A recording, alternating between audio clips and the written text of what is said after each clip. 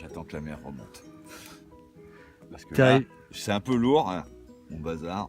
Et après, je prends la mer et je vais rejoindre une amie dans le village voisin. Mercredi dernier, pour Douarnenez, pour faire l'école charpente marine, pour faire les tests. Voilà. Après, je suis allé à direction Brest. J'avais regardé sur le bon coin et j'ai acheté 3 moteurs hors bord. 300 balles. Des Johnson 9.9. 2 arbres courts, 1 arbre long. L'objectif, pas faire un moteur avec 3 moteurs, faire 3 moteurs. Avec 3 moteurs. Avec 3 moteurs. J'en ai déjà vendu un, qu'il faut que j'aille livrer à Bénodet. 250 €. J'ai sauvé un petit pépi qui partait avec son petit moteur. Il a calé. Je lui ai donné un aviron parce qu'il n'avait pas d'aviron.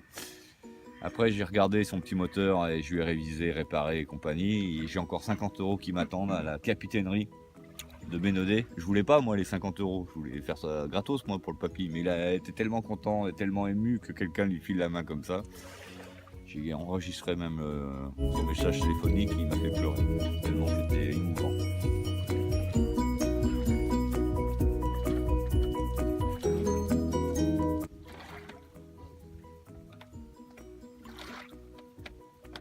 J'avais déjà dans l'idée de faire un camion atelier, menuiserie, mécanique, bricole en tout genre.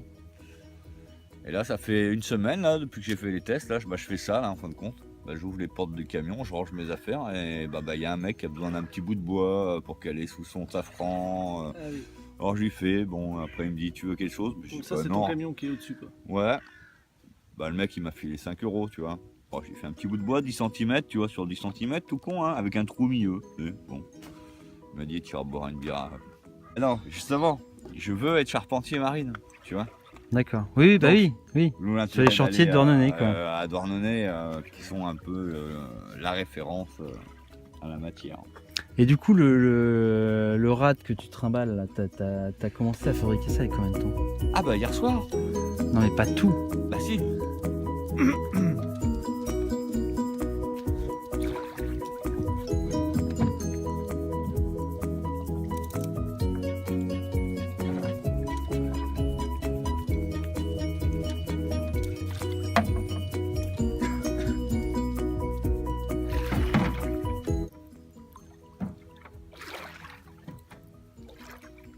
C'est une prise de mer.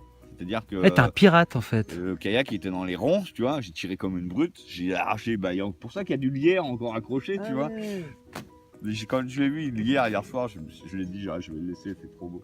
Tirer les lecs là, je sais pas quoi là. Et comment tu vas ramer là-dessus là J'ai ma godille là. Sur mes tests, si tu veux, savez-vous godiller?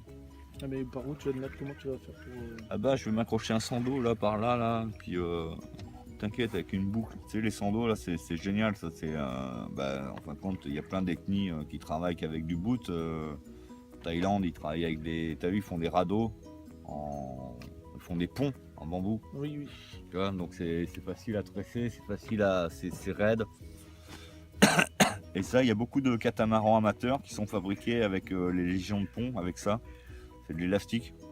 Et en fin de compte, si tu veux, mon bateau il est structurel quoi. Donc je peux avoir de la mer si tu veux. Ça travaille quoi. Il va se déformer comme ça, tu vois, sans péter. Là j'ai 70 litres de flottabilité là.